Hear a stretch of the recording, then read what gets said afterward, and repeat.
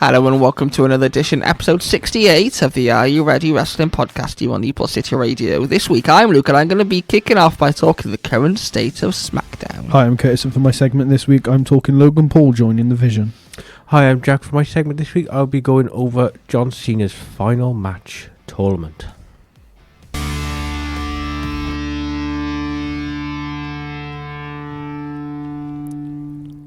Indeed we will. Curtis is back with us this week after his hiatus of episode 67.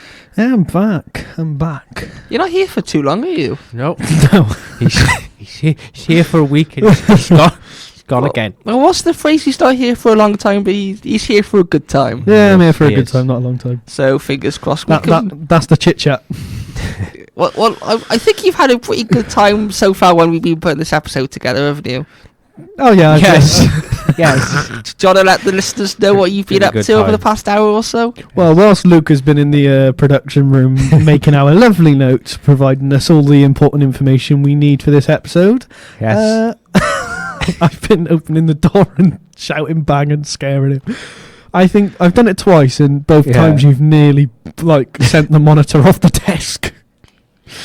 Whether that be I really should be more alert to my surroundings. The thing is, though, you've known me for what? Nearly 2 years now. I think it's been. Well, it'll be 2 years. Year and a half. 2 years in April. Yeah. Yeah. And you still. It is quite funny though. And I do find it mad though that at my expense. Well, it is quite funny, but it's mad though. Like we've known each other for a year and a half, but you knew my sister before I knew you, and I didn't even notice you knew my sister. But but scaring me and scaring you. God knows what you're gonna do in the next 45 minutes or so. Talk about wrestling. Yeah, hopefully so. No more scares. Hopefully, I will get you once more before I go. Third time's always the charm. Ding dong. You said that now on air, so we'll hold you to that one. I will try and get you one more time. Okay. How are you, Jack? Good, thank you. How's your week been? What have you been up to? Long and tiring week, yes. For the wrestling? A bit full of wrestling, yes. I've been catching up on a lot of wrestling lately. We're so busy, it's unbelievable. Well, one thing that I don't know whether you'd enjoy catching up on wrestling is Friday Night Smackdown at the moment. The once show that featured the Bloodline story and Roman Reigns and a brilliant feud between Edge and Seth Rollins and Cody Rhodes' kind of ascension towards the top, and that feels long in the distant mirror. Yeah. Feels like we're way past those it does golden days, as people like to say. It does, and I think where we start is you don't know what you've got until it's gone. Yep. People then were saying that it needs to get better or whatever, but look at it now. They need to improve in some way, shape or form. They do, and that's where we're going to kick off this week's podcast, is by saying that I myself watched Friday Night Smackdown on Friday night, Saturday morning over here in the UK, and I wanted to turn it off because I got bored. I got bored. You know it's bad when Luke turns off wrestling. Yes. Exactly. Turn off because it's boring. You know it's bad. It was very boring on Friday night. I mean, it was quite the only interesting thing, as I think you, Jack, want to mention, is Ilya Dragunov's Open Challenge. That was the same for Sami Zayn. That's quite interesting. I think there's telling a little bit of a story there with Tommaso Ciampa, and I think we potentially could see a turn maybe there, with obviously Johnny Gargano being the one to face Ilya Dragunov on SmackDown on Friday over Tommaso Ciampa, even though Ciampa wanted the opportunity. That was kind of cool, the way he just ignored Ciampa and said, Johnny's turn. Yeah. And I think ultimately we could see a turn there. I know they're heels at the moment, but I think Tommaso could turn on Johnny Gargano. I feel Johnny's probably better as a babyface than he is a heel. It's the only interesting thing that I pointed out that's going on at the moment during SmackDown. It just feels like feuds are repetitive. I mean, how many times did we see Tiffany Stratton against Nia Jax? How many times? Quite a few. How many times did we even see Tiffany Stratton against Jade Cargill before Jade turned heel and won the title? I think there was at least three a couple of There were times. good couple of occasions, and that did occasions. include triple threat match with Nia Jax as well. So we all go back towards Nia Jax. You love yourself a bit, Nia Jax, don't you, Curtis? No. He does really. That's like saying you love I don't know who do you dislike in the world of wrestling? Who do you not like in the world of wrestling? I don't really dislike anyone. Logan Paul. Do you like Logan Paul? do you think Logan Paul's good? I think he's good at what he does. Okay. Interesting choices. I think he's good as a heel. We'll come on to Logan Paul later. We're here to talk about SmackDown. But even on the men's side of things, yes, this felt a little bit different with Aleister Black being the one to answer to Cody's call on Friday. Yeah. But their match ended in a highly predictable way, continuing on 2 feuds. Surely a last man standing match should be the end of a feud. It should, yeah. It should be the end. Especially the way we saw it end with the fireball in Australia. And they can't have that sort of caliber of stipulation and not choose to end it. And then Drew McIntyre coming out to attack Cody again. I know Cody obviously kind of cheated and used heel ways to win their match at Saturday night's main event. And he sort of said he's trying to move past. It very seems like Cody's Drew as well. teasing to turn heel. Very he's done it for a while, subtly. But even more so now. Yeah. Yeah, which I do get. It just feels like... I mean, SmackDown has some really good wrestlers and some really good characters. Because I think you need characters more than anything else on a wrestling show nowadays. Yeah. Aleister Black, Definitely. Dragunov, Priest, Cody Rhodes, Drew McIntyre, Randy Orton.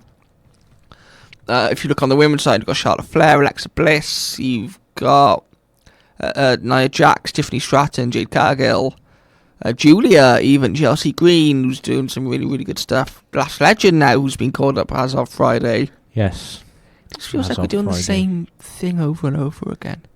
There's very much towards the end of the Vince McMahon era, where we could just see rematch after rematch after rematch after rematch. Very repetitive, I'd like to say, in my opinion. Especially the whole Drew stuff, with Cody obviously saying that he's trying to move past him and move on, and yet he attacked him in the main event.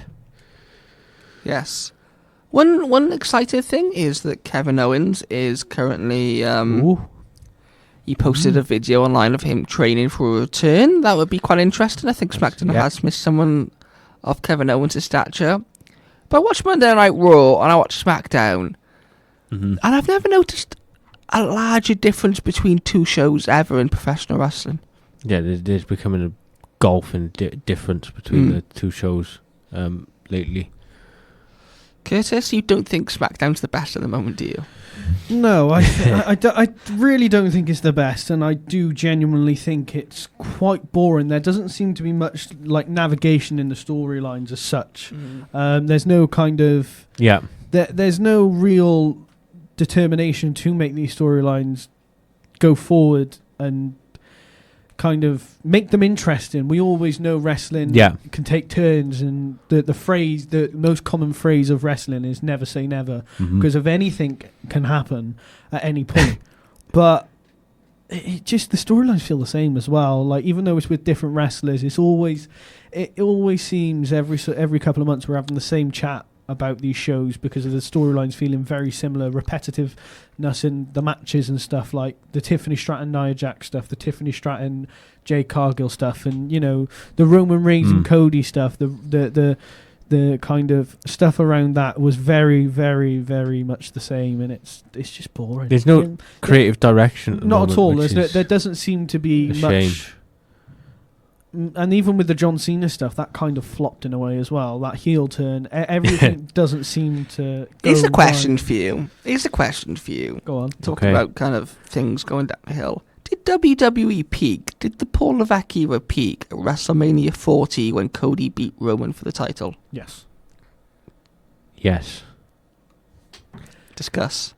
That was the biggest moment in wrestling for a good while, was Cody finally beating Roman Reigns. It's just like with the ending with John Cena John Cena, Jey Uso, Jimmy Uso, The Undertaker, The Rock, the amount of wrestlers that came together to help Cody on each side. It was a bloodline rules match. Solo Sikoa as well. Solo Sikoa. It was like a War Games in a way. It was. I think that was when wrestling was. That was when wrestling was good, because you had a good 5-10 minutes of constant craziness, and I think you need that aspect again in wrestling, the kind of shock factor, the adrenaline you get from watching it. No pun intended. You mean the adrenaline in your soul? Yes. But yeah, I just don't think we see that kind of excitement from wrestling anymore. I think at the moment it's got to a standstill of what's next. How can we improve wrestling as a whole? But yeah, SmackDown is incredibly boring, which is a shame, because there are characters there to there's so boost many the show. There's so many amazing wrestlers on there that have got amazing capability of doing amazing things, but they're just not utilising it at all. They're really not. Even like some superstars in NXT that you could call up. I mean, Ethan Page has been talked about for a while to be called up. I mean, as I mentioned earlier, we saw The Last Legend be called up on Friday. We could see Blake Monroe, I think, in the not too distant future be called up. I noticed you were very quick to agree with me on that one, Jack. Yes. I think we could also see Obafemi.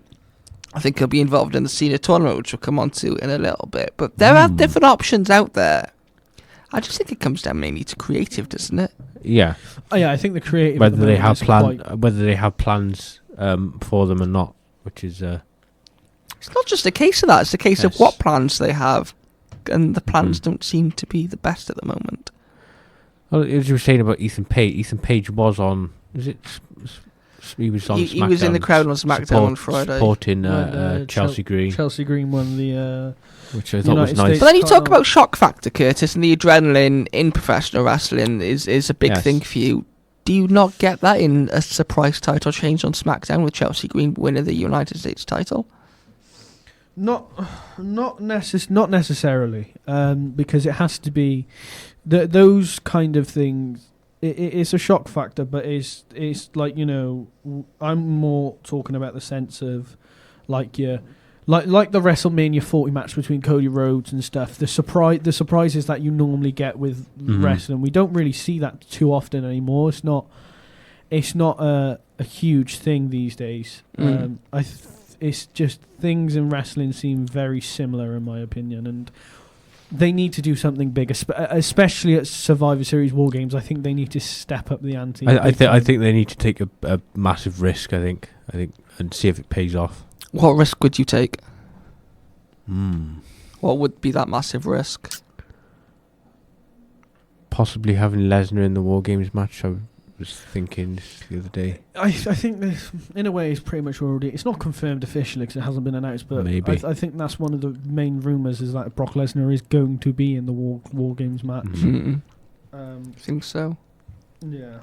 Or shake it up slightly. Or have Obafemi debut in a big way, and have him sort of be a sort of monster like Braun and people like him were before. Would you see him potentially getting towards the latter stages of John Cena's final tournament? I could see that being a possibility, yes.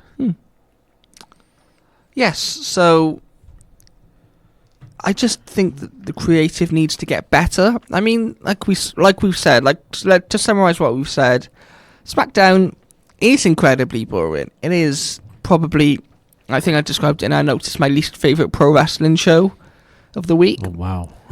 And I do watch a lot of pro wrestling shows in the week. Yes.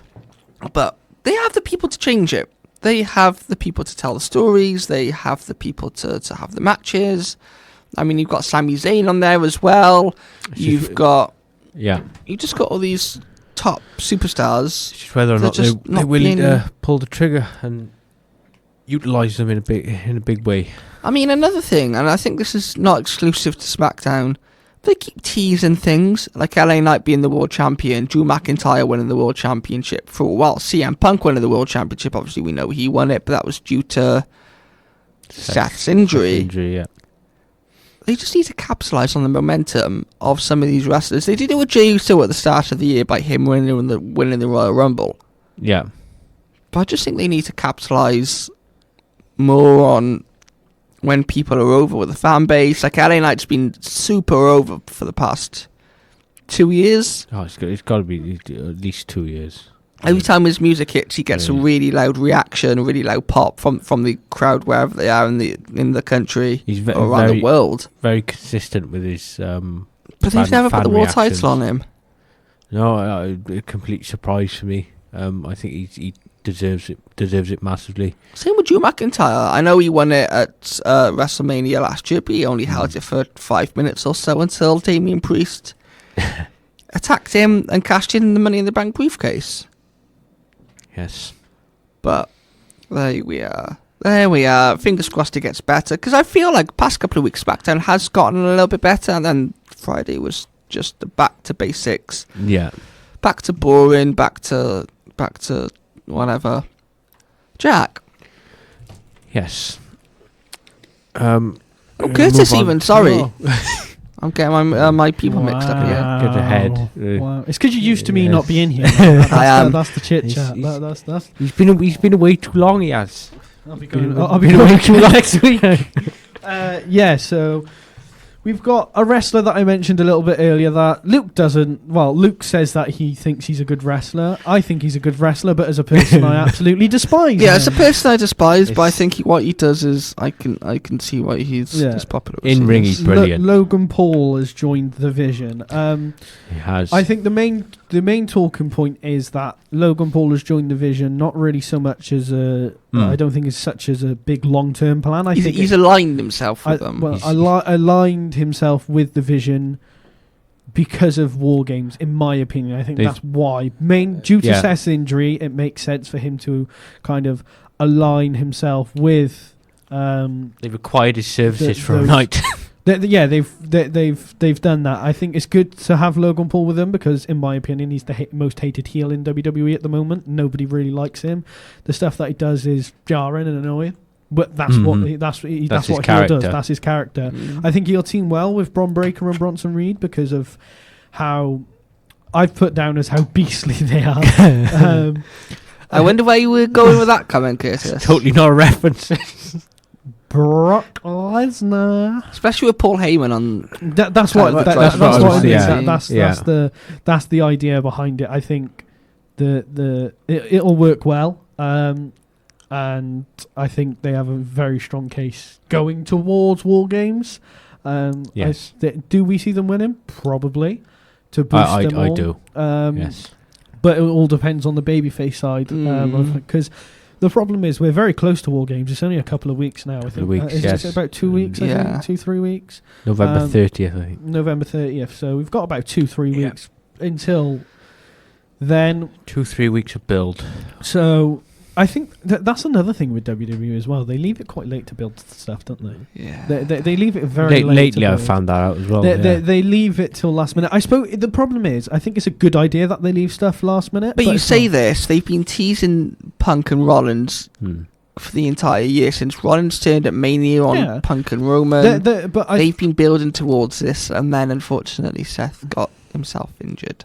He's out for 6 months, isn't he? He is, yes. Yeah. He confirmed it on a. It's WrestleMania 42. Oh, well.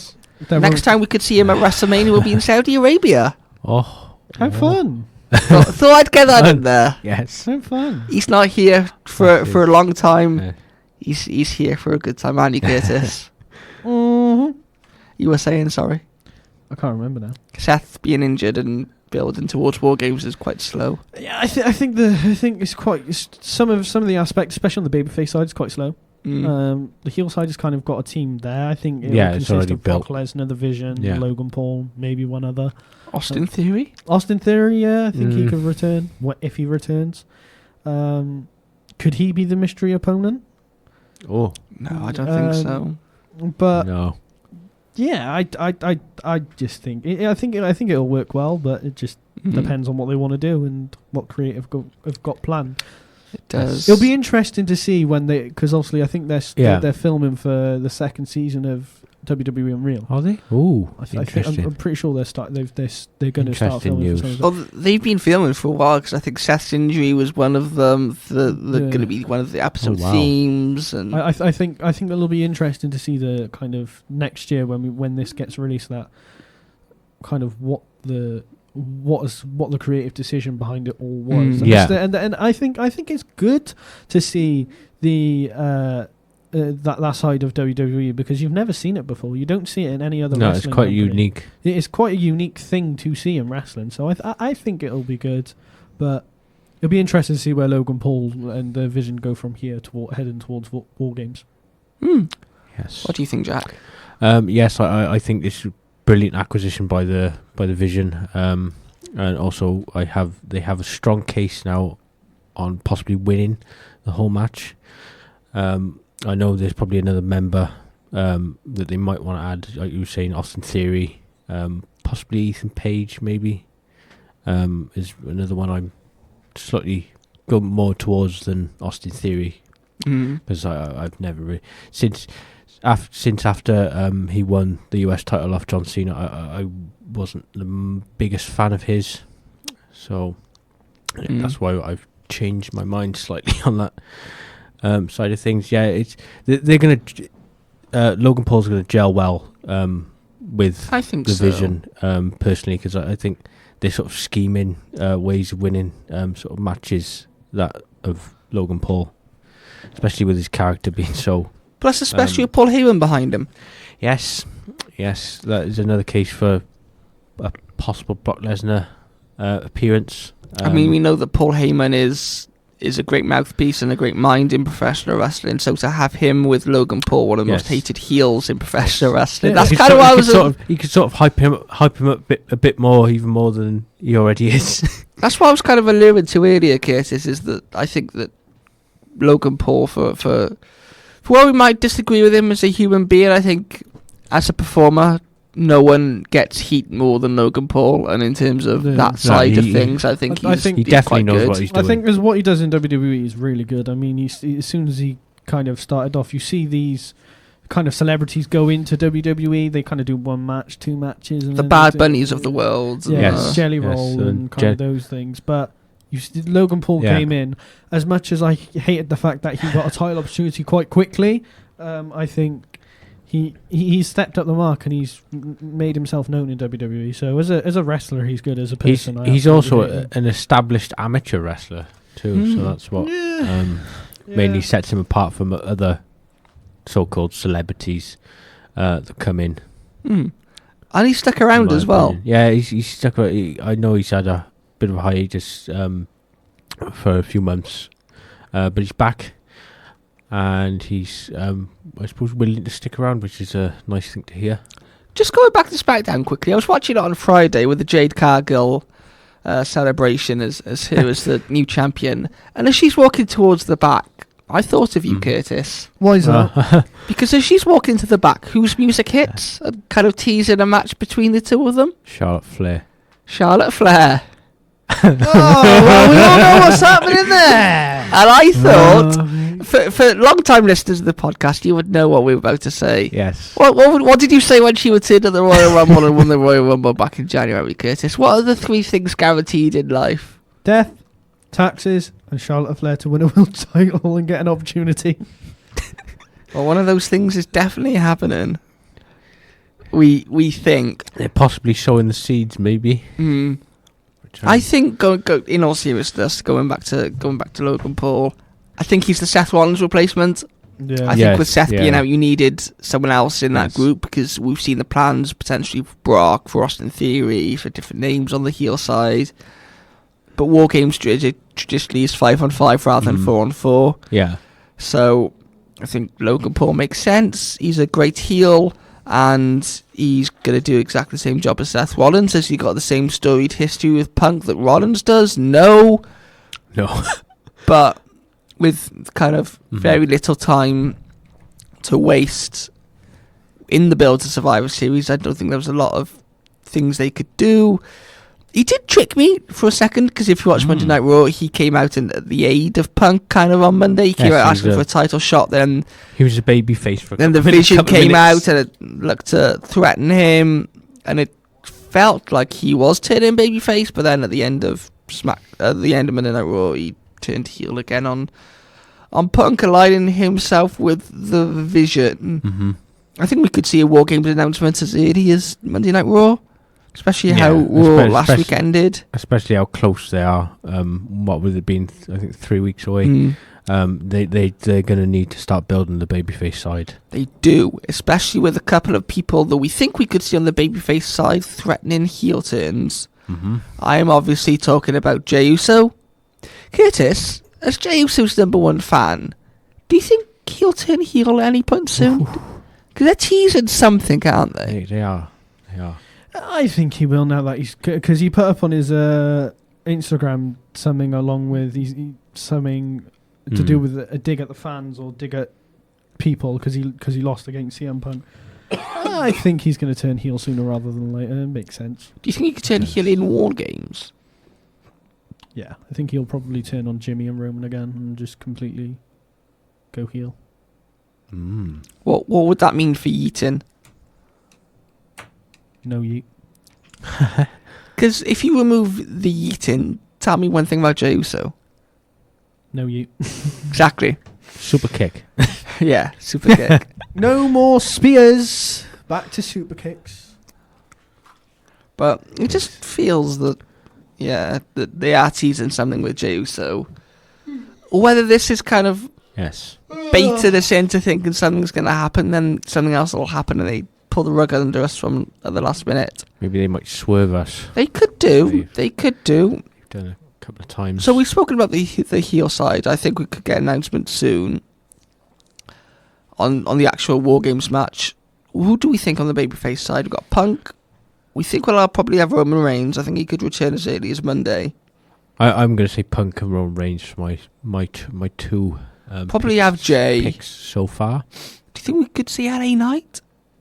Yeah. Potentially, if he doesn't win a certain tournament that we're going to go on to mention soon. That's very true. That's very true. The other name that was mentioned was Jacob Fatu. Ooh, he hasn't kind of aligning himself with his family, but then he was supposed to face Cody on Smackdown, and then he got injured, didn't he? There was this whole Drew thing as well. He was facing Drew as well, I think. He's been injured now for a few months. Are we boring you over there? Just as boring as SmackDown. I was going to say he watches an episode of Friday Night Smackdown. Just as boring as SmackDown. So that's the men's War Games. What about the women's? We know that they always like to... Is there even a women's War Games going on? Because they always like to have one men, one women, don't they? One to close, one to open. I don't even know it to start with the women's. They haven't even got the men's locked in, let alone the women's. It's a bit... This is what I mean. It goes down to the creative. It's a bit rubbish. Do you think we could see maybe Io Sky and Rhea Ripley and... Rhea's definitely involved somehow, my opinion. Oscar and Kairi Sane kind of building from there, because Oscar was on SmackDown on Friday along with Kairi, and they misted Charlotte Flair and...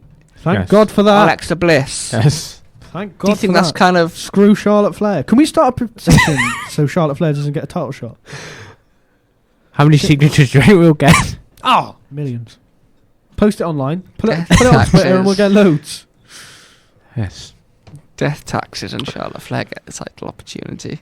I'd rather die before seeing Charlotte Flair win another title.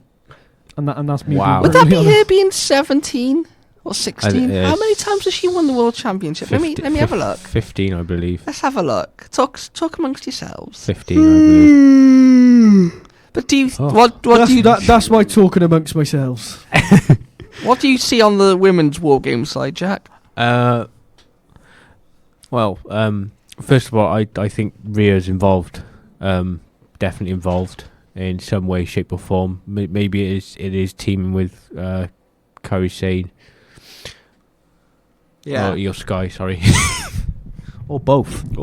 Who knows? Or both. Is one takeaway I've got from the women's side. Charlotte Flair is a 6-time WWE Raw Women's Champion. She's a 7-time SmackDown Women's Champion. So that's 13. Oh, She's a one-time Divas yeah, champion. yeah. So that's 14. She's a 2 two-time NXT Women's Champion. 16. Oh, If you're including that in the world, that's okay. not really a world title though, is it? It's more than the NXT. So she's a 14-time world champion. I swear they said 15 on SmackDown. Like you do 15 for some reason. Jack? Do you know who deserves to win a world title instead of Charlotte Flair? Go. Mr. Duck. Mr. Or Mrs. Duck. Mrs. Duck. He's got a duck in the studio. Mrs. Duck. What's her finisher move? Quack. The quack whack. The quack attack. The quack attack. I love it. I love it. We should include this little image on the video. We should do. We've already recorded the video now. Yeah, I can edit in. Okay. I've got to take a bit out where you forgot what we were talking about. Work your skills. I never forget what we talk about. What do you mean, Jack? Yes. Talking Final of segment.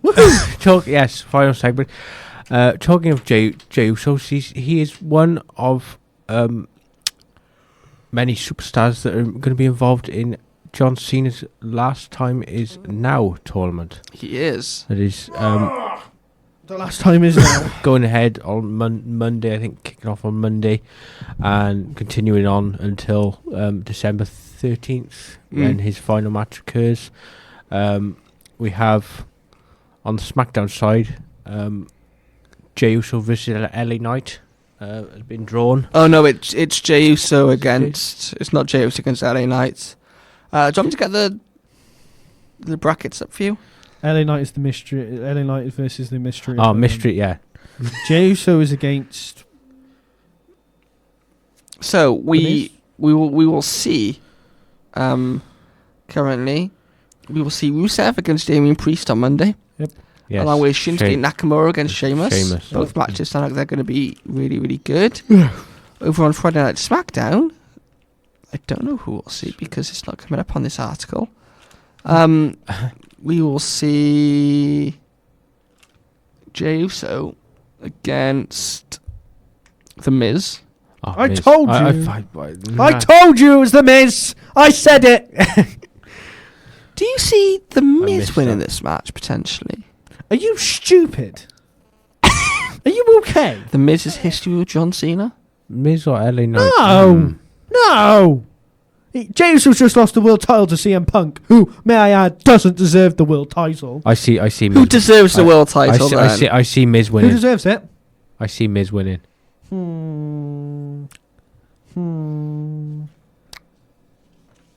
Not CM Punk. Braun Breaker. There's so many nicknames. They're saving that for another time. But yeah, I don't even know. I don't even know what day it is. Well, with regards to the tournament, I'm really enjoying the sort of layout of it, where it's being like announced weekly. You're still expecting a certain someone though his to turn opponent. up. Yes, as On this day, does he see clearly? On this day. some of our viewers may know my thoughts on this whole tournament. I think one Adam Copeland / Edge is going to appear and be seen as final opponent. In some way, shape or form. As I know there's a lot of theoretically superstars it's not possible. that, Physically it's possible. That Cena has not yet to face, which will have an opportunity to face in this tournament, possibly. The likes of Carmelo Hayes. Carmelo hasn't been announced the tournament, has he? He could potentially be. He could be, I mean, for sure. New people. He could be, but I think that some of these matches kind of... We just spoke about SmackDown being a bit boring and repetitive. I think some of them kind of write themselves. Yeah. I think I asked you about The Miz potentially winning. I could see Carmelo Hayes costing The Miz the match against Jey Uso. Oh, I see The Miz winning, 100%. I see The Miz winning. I think he's the rightful one to advance. I don't get this whole putting Jey in tournaments after he's had a bad run with the world title. And then if you look at Monday Night Raw this week, where you have Rusev against Damian Priest, I mean, we could see Penta get involved and cost Rusev maybe, but I think Aleister Black, especially after cost him his match against Cody Rhodes, will interfere on Damian Priest's match. because they haven't announced kind of the tournaments like AEW deal with the Continental Classic every year. They say that everyone's banned from ringside, and that generally is true. I think we could see a couple of run-ins and people costing people their chance in the tournament, etc. What's our theories on John Cena's final opponent then? For me, who do you think? I think it'll be either Gunther or someone from NXT. Curtis, who do you think is gonna? Well, the mystery opponent. Be Cena's final opponent. Cena's final opponent. It's hard to say because we don't know the full list of superstars that are going to be in the tournament. Sort of early. I think it's too early to kind of say. Yeah. I really don't. I really don't know. I haven't got a clue. I'm still hoping I am. I think the most likely outcome would be Gunther. Yeah. I think that the most likely outcome is Gunther. Like you've said before, never say never. Well, yeah, but there's some things that you can't say never say never to, and yeah. Yes. There was a report by Sean Ross Sapp in the week saying that AEW have had no contact from WWE in regards to him. I am aware, yes, he is still under contract. Yes, here's a question for you, lads. Could we see Chris Jericho in this last time His Name tournament? No, he's still under contract with AEW. Is he actually still? I think so. They're offering more money. Interesting. One name I do think crossed, I think I mentioned it last week, is Matt Cardona. Matt, yes, makes sense. I can see, yeah. That makes sense, especially with him being on NXT a couple of weeks ago and him having a storied history with Cena. I just think that I think we could see one more surprise, considering there's 16 names in this tournament. We know nearly half of them, with the 4 on Raw, 4 on SmackDown. We'll have 3 on SmackDown because there's a mystery opponent on Friday, which we'll come on to in a couple of seconds' time. I think on Monday we'll see a few more surprise names. I think we'll see a couple of the NXT names, maybe Javon Evans, because WWE seem to be really high on him at the moment. Obafemi, possibly. Maybe a Trick Williams, considering that he lost the TNA World title to Mike Santana a couple of weeks ago. He's on a bit of a tear on NXT, honestly. And considering that he lost the NXT title match to Ricky Saints a couple of weeks ago, I think that if there's ever a good time, and his girlfriend Last Legend just got called up, so I think if there's ever a good time to call up someone like Trick Williams, it is now. It would be now, and this is how you do it. Even if one of them don't win and it is ultimately Gunther, I could see like an Obafemi or whatever getting to the final. Because I think for Obafemi, if he loses to Gunther, there's a really good arc there, I think. Kind of, he sees himself as the ruler against the ring general, but he's not as good as the ring general. And then that would be a cool storyline to play out. Then over kind of a couple of months, you kind of have Obafemi build himself up and get better, and then ultimately he beats Gunther for whatever title Gunther has at the time. So I think that's kind of where we go with that. It is.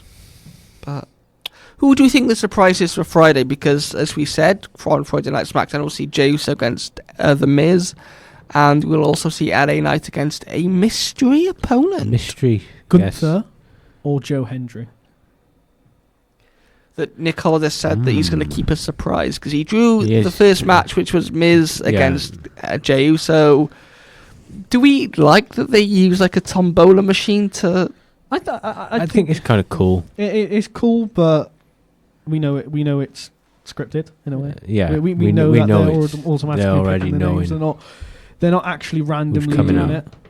Have you seen it in NXT? They've done it more historically, where they spin the wheel and it kind of gives them a gimmick match for that night or an opponent or whatever for a pay-per-view. I think they should do that for the main card. Do you think that one of them is weighted so it kind of lands on what they want it to land on, or do you generally think that it's real and they have to? No, it's probably weighted. Yeah. So it lands on the one that they want. I mean, there is ways of doing it. There is actually ways of stopping it when you want to. So okay. I mean, the easiest way of doing it is just it depends if they do the segment pre-recorded when they spin the wheel. They could literally get one of the producers to stop it. Yeah, and then cut them out of the package. The video. But it's always live when they do it. It's never pre-recorded. But it could be, even though it could be live, it could be pre-recorded and just shown live. It could be. That's very true. There's a lot of tips and tricks and different stuff around videos. This is why we have our video experts here in the studio with us. That's why I'm head of video content creation at the radio. So. Yes. Indeed it is. Jack, what apart from the obvious, who else do you think we could see in this tournament? What other surprise names? Because we know we're going to get some more from Raw, SmackDown, and NXT. What other names do you think we could see? Well, there's two I mentioned on this pod before. Carmelo Hayes is one that I can see him facing. Ironically, they're both superstars he's never faced before, so this is something fresh. And Obafemi. Okay, Curtis. Is the two names that you think we could see in this as a surprise? For what, the surprise? The tournament.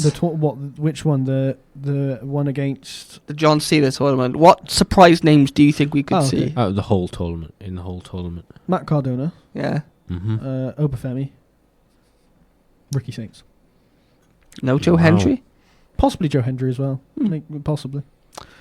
Say his name and he will appear. No yeet.